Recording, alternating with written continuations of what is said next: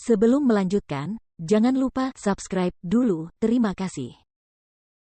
Bab 268, mengambil alih sekolah Blood Swallow. Kalah, aku kalah. Aku benar-benar kalah. Jiang Tianhua menatap Huang Xiaolong dengan keengganan yang tak terbatas di dalam hatinya, juga keterkejutan dan ketidakpercayaan. Dia, seseorang yang berkultivasi dalam fisik iblis abadi dan jari kesengsaraan iblis, benar-benar kalah di tangan Ordo Ketujuh. Beberapa saat berlalu, akhirnya Jiang Tianhua berbicara, bolehkah aku tahu, keterampilan pedangmu tadi, keterampilan pertempuran apa itu? Keterampilan pedang kuat yang ditunjukkan pemuda itu misterius dan mendalam, pangkatnya pasti melampaui jari kesengsaraan iblisnya. Keterampilan pedang Asura. Jawab Huang Xiaolong. Semua orang yang berdiri di aula besar, dari Chen Xiaotian, Geng Ken, hingga yang lainnya, semuanya tunduk padanya, tidak masalah bagi Huang Xiaolong jika mereka tahu nama dari jurus pedang Asura.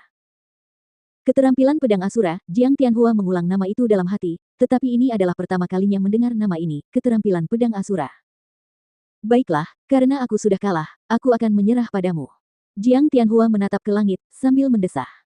Keengganan dan penolakan masih kuat di hatinya, namun, kebenaran adalah kebenaran. Kekalahan adalah kekalahan. Kekalahan berarti kau harus menepati janjimu, ini adalah prinsip hidupnya. Tapi aku harap kau bisa membiarkan mereka pergi. Jiang Tianhua menunjuk ke arah Cui Ming dan 5 tetua sekte Blood Swallow. Selama mereka tunduk padaku, aku bisa mengampuni nyawa mereka. Huang Xiaolong mengangguk.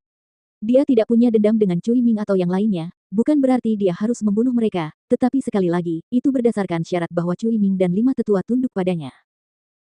Cui Ming dan 5 tetua sekolah Blood Swallow ragu-ragu, tetapi pada akhirnya, keenamnya mengangguk, memilih untuk menyerah. Karena doyan mereka, Jiang Tianhua telah memilih untuk menyerah, apa yang mereka tolak. Bagi mereka, memilih untuk menyerah kepada orang yang lebih kuat seperti Huang Xiaolong mungkin bukan hal yang buruk.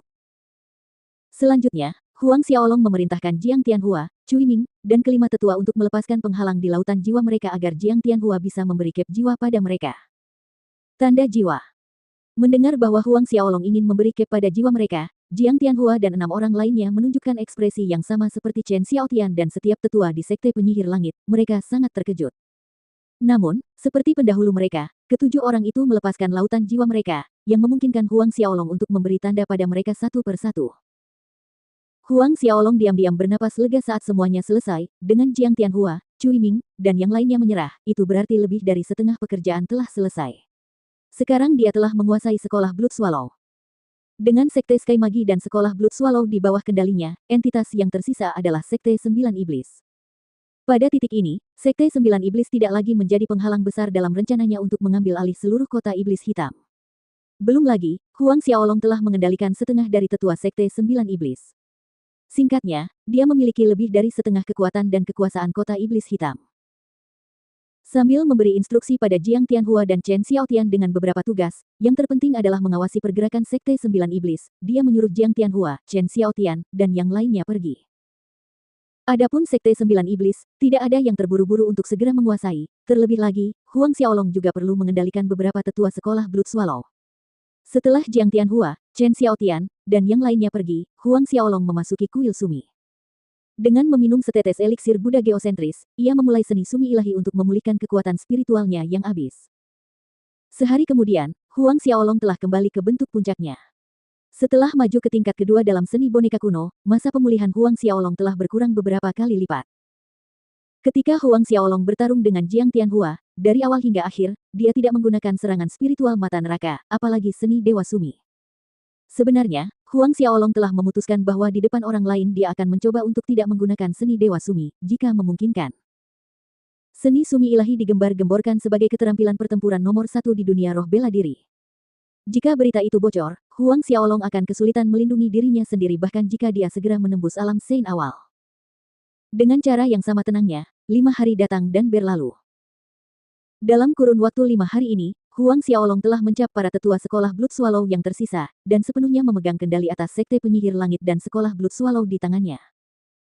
Selain itu, kultivasi ki pertempuran Huang Xiaolong terus meningkat, menstabilkan kemajuannya baru-baru ini ke Ordo Ketujuh Xiantian. Jurus ketujuh keterampilan pedang Asura, kekuatan serangan rantai Dewa Kematian juga meningkat pesat. Saat ini, Huang Xiaolong dapat membentuk 40 hingga 50 mata rantai dengan satu ayunan, dengan setiap rantai mencapai beberapa ratus zang panjangnya. Dalam beberapa ratus zang kaki persegi, hanya kematian yang tersisa setelah rantai dewa kematian melesat lewat. Pada hari khusus ini, Huang Xiaolong berdiri di halaman kecil setelah keluar dari kuil Sumi, menyaksikan matahari pagi muncul di cakrawala, sambil menghela napas berat. Semoga ayah dan ibu baik-baik saja. Huang Xiaolong berpikir dalam hati. Sudah hampir setahun sejak dia meninggalkan kekaisaran Duanren. Ada juga Lilu. Memikirkan Lilu, bayangannya melayang di benak Huang Xiaolong. Sejak Lilu dibawa pergi oleh gurunya terakhir kali, Huang Xiaolong sama sekali tidak tahu kabar tentangnya. Bagaimana keadaannya di kuil dewa, Huang Xiaolong sama sekali tidak tahu. Ada juga Yao Fei. Kilatan tajam melintas di mata Huang Xiaolong saat memikirkan Yao Fei. Setelah dia menerobos ke alam Sein, orang pertama yang akan dia bunuh adalah Yao Fei. Mungkin aku tidak perlu menunggu sampai ke alam Sein. Pikir Huang Xiaolong, dengan kekuatannya, selama dia berhasil menembus ke Xiantian Ten Order, dia yakin dia bisa membunuh Yao Fei yang berada di puncak Xiantian Ten Order. Beberapa saat kemudian, Huang Xiaolong meninggalkan halaman kecil itu dan tiba di aula utama Sekte Penyihir Langit. Menelepon Chen Xiaotian dan bertanya tentang pergerakan terkini Sekte Sembilan Iblis. Chen Xiaotian menjawab dan melaporkan semuanya dengan hormat. Kamu bisa pergi. Aku akan jalan-jalan di luar. Kata Huang Xiaolong setelah Chen Xiaotian terus memberitahu Huang Xiaolong tentang situasi terakhir. Dia telah berada di kota Black Demon selama beberapa bulan, tetapi selain markas besar Sekte Sky Magi, Huang Xiaolong belum melihat-lihat kota Black Demon. Karena itu, Huang Xiaolong berencana untuk jalan-jalan dan menenangkan hatinya. Tuan muda ingin keluar. Chen Xiaotian tercengang, yang dengan cepat dia samarkan dengan berkata, kalau begitu bawahan ini akan menemani tuan muda. Huang Xiaolong menggelengkan kepalanya, tidak perlu, aku akan baik-baik saja sendiri. Jika Chen Xiaotian mengikutinya, itu pasti akan menarik perhatian Sekte Sembilan Iblis. Sebelum Huang Xiaolong memutuskan untuk bergerak ke Sekte Sembilan Iblis, yang terbaik adalah jika dia bisa menyelinap di bawah radar Sekte Sembilan Iblis. Chen Xiaotian sepertinya juga memikirkan hal ini, kalau begitu, haruskah aku mengirim 2 murid untuk menemani tuan muda? Memikirkan masalah itu, Huang Xiaolong mengangguk dan setuju, baiklah, kalau begitu kau yang mengaturnya. Meskipun dialah orang di balik Sekte Sky Magi dan sekolah Blood Swallow, selain para tetua, tidak ada satupun murid yang tahu tentang identitasnya. Dengan adanya 2 murid Sekte Sky Magi bersamanya, banyak masalah dapat dikurangi. Maka, Chen Xiaotian dengan serius pergi untuk memilih 2 orang murid untuk diikuti di sisi Huang Xiaolong. Sebelum pergi, Chen Xiaotian secara khusus mengingatkan kedua murid itu bahwa kata-kata Huang Xiaolong adalah kata-katanya, perintah Huang Xiaolong adalah perintahnya. Tidak peduli apa yang dikatakan Huang Xiaolong, mereka harus patuh dan bersikap hormat kepada Huang Xiaolong. Meskipun kedua murid itu bingung dan terkejut dengan identitas Huang Xiaolong, tidak ada yang berani bertanya terlalu banyak. Beberapa saat kemudian, Huang Xiaolong meninggalkan markas Sekte Penyihir Langit bersama kedua muridnya, menuju jalan-jalan kota setan hitam, melihat-lihat sekeliling. Tidak jauh berbeda dari saat pertama kali Huang Xiaolong tiba di kota itu, tanda-tanda pertempuran terlihat di mana-mana. Langit di atas kota setan hitam dipenuhi dengan aroma samar darah. Saat mereka bertiga berjalan, keributan terjadi di depan mereka, para pejalan kaki di jalan bergegas menghindar ke samping. Melihat ke sekeliling, mata Huang Xiaolong menyipit, lebih dari selusin pengikut Sekte Sembilan Iblis berjalan dengan angkuh di jalan, menuju ke arahnya, dipimpin oleh seorang pemuda di depan kelompok. Dia memiliki sepasang mata seperti bunga persik, mengipasi dirinya dengan kipas baja. Melihat pakaian dan penampilan pemuda ini, Huang Xiaolong sudah menebak bahwa pemuda ini pastilah putra penguasa Sekte Sembilan Iblis, Hu Han, Hu Seng.